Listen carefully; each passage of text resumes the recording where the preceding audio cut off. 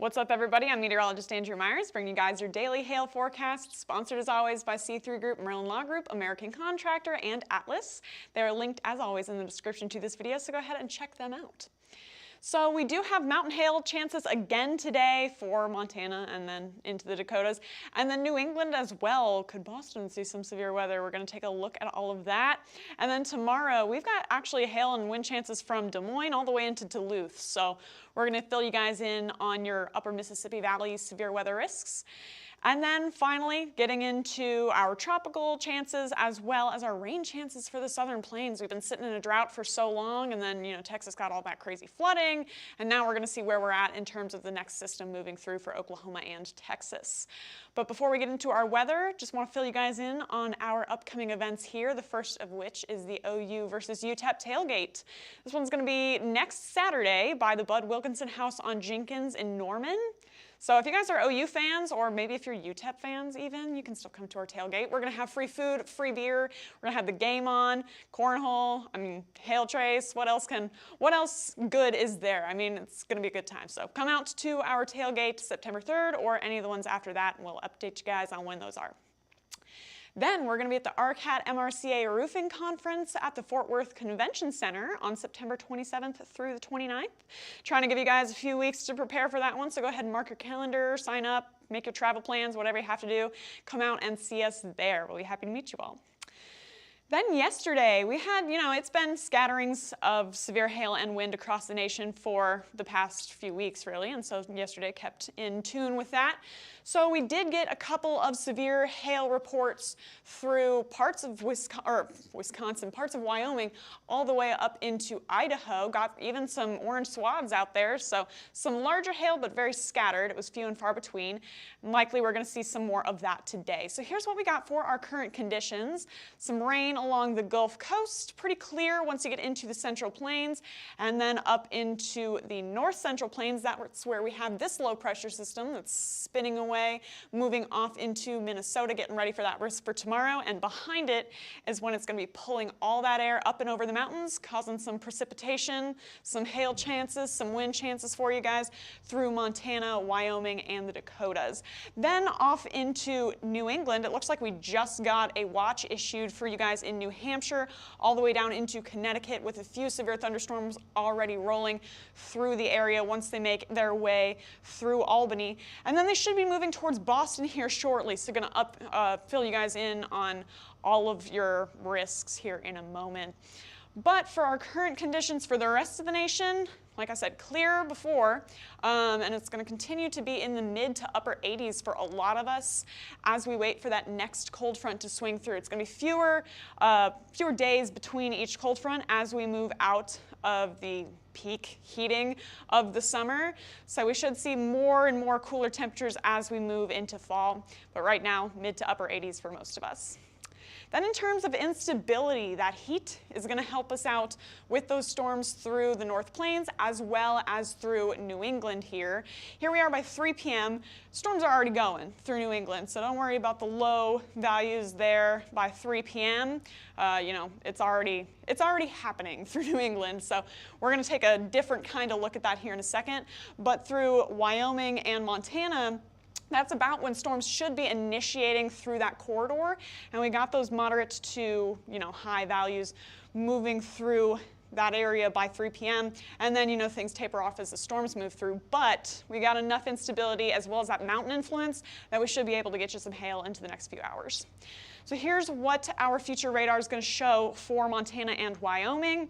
There we go with that low pressure system pulling all of this air eastward, forcing some storms to form over the mountains, and with any of those isolated cells, we could start to see some scattered hail, maybe even some orange swaths today for you guys through the Billings area, through the Glasgow area, tracking their way into the Dakotas. Then, once we get into the Montana and Dakotas corridor, you're getting more towards the plains, less instability, nighttime, that doesn't help storms a lot. So we start to lose that singular hail storm mode that we like to see. So probably just going to be loud thunderstorms moving over Rapid City and into western North Dakota there by around 10:30 p.m. and then fizzling out into the late overnight hours before our next round of risks comes tomorrow for Minnesota and Iowa.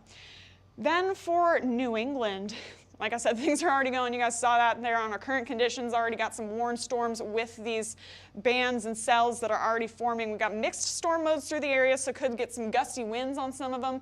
Could get some hailers on the others through New York and the southern end of that band. So there we are by 2 p.m. Storms making their way towards Portland by 3:30. Trying to make a run in Boston, and there they go by around 6 p.m. with the end of that line tracking into the Boston metro area. So 7 p.m. Eastern, you know, when you guys get home from your work commute, you could start to see some nasty storms picking up through the Boston area all the way down into, you know, tapering off once we get into southern New York. And then as those track east into the Atlantic by around midnight, you should see some clearer conditions for the overnight hours. So it's going to be a pretty short period of time that we do see those severe storms along the eastern cities here. But, you know, while they last, they could be pretty nasty with some severe hail and wind possible.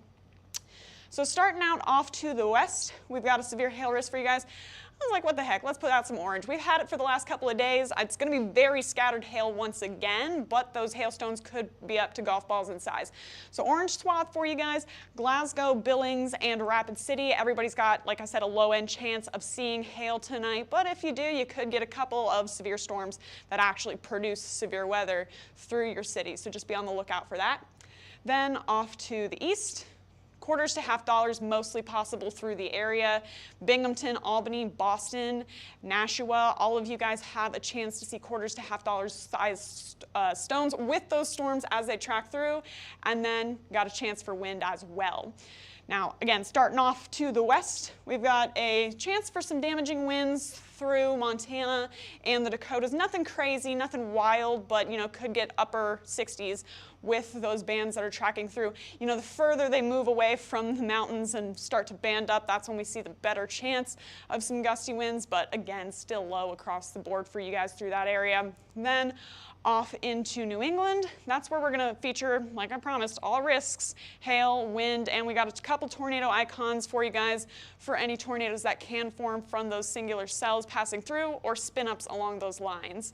So if you guys are in Portland, Albany, Boston, you guys have a moderate chance of seeing severe winds into tonight. Once we get further south into like Binghamton, New York, and far northern Pennsylvania, lower in chance for you because it's going to be pretty scattered through the area, but we do have a good concentration of storm potential moving through the upper part of New England this afternoon into this evening. Then into tomorrow, that low pressure system is going to continue to track off to the east, and we should get some storms developing through Iowa and up into Minnesota. Now, different models have showed different things once again.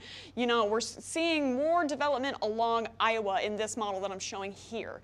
But in others, it has showed it spreading all the way up into far northern Minnesota, so that's why we're accounting for Duluth in that risk. So for this one, though, shows some isolated storm development through central Iowa once again by around 5:30, so that's when it should be starting up for the Des Moines area. Then we'll start to see things, you know, clustering up, moving into La Crosse and into Wisconsin. As it continues off to the north and east, should lose some steam, and then it should just be mostly heavy rain, thunder, you know, and some breezy winds here and there by around 7 in the morning tomorrow. Still seeing some rain through the area, but much lower in terms of severe potential.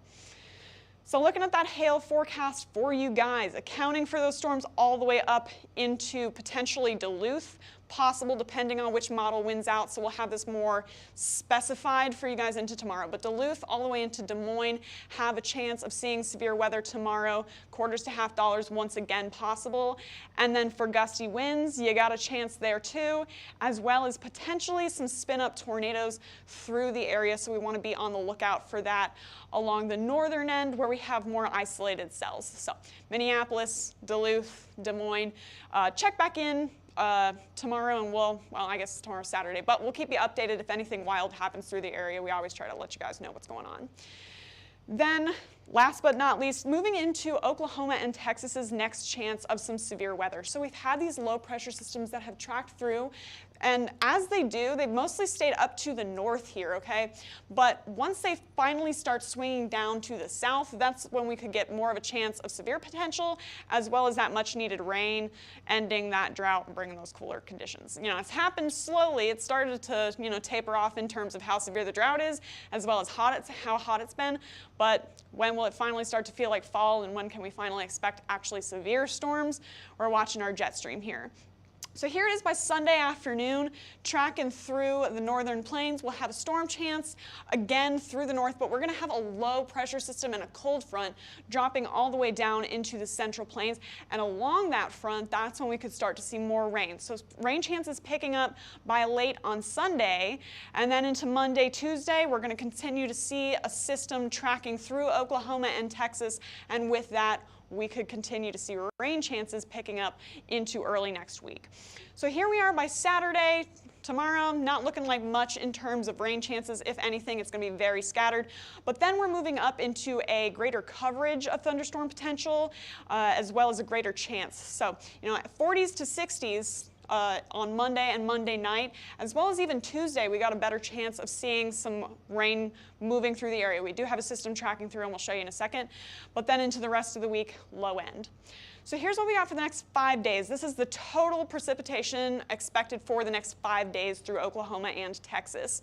I think it's a little aggressive on this model, but we could get just over an inch through the Oklahoma City area, as well as through parts of central Texas. And then some of us could get ½ inch to an inch around, again, a lot of Texas and a lot of central Oklahoma. So again, it's a nice system tracking through. It's expected to get us some rain, some thunder. Could it go severe? We're going to have to stay tuned to that one. But here's the timing of that. Friday, mostly dry through most of the southern plains here. South Texas could get a little bit of rain, but not a ton. Saturday is when we start to see the flickers of that system starting to turn on. So through western Oklahoma, as well as the north panhandle of Texas, starting to get some hints of rain. And then on Sunday, that's when it starts to really kind of move through, and we get more of a rain chance through central Oklahoma. Now it's going to be scattered. Monday, Tuesday is really when it picks up into more of a collected system and tracks through Oklahoma first. You're going to see some rain through the North Texas Red River region on Monday, but mostly for Oklahoma. And then that system's finally going to sink south on Tuesday, and we'll have some more rain and storm chances for Texas.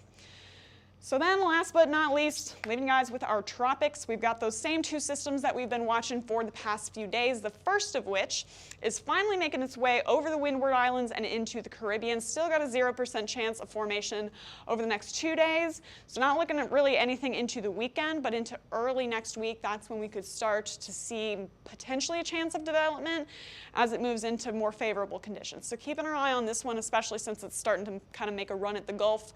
But again, currently very low on formation chances.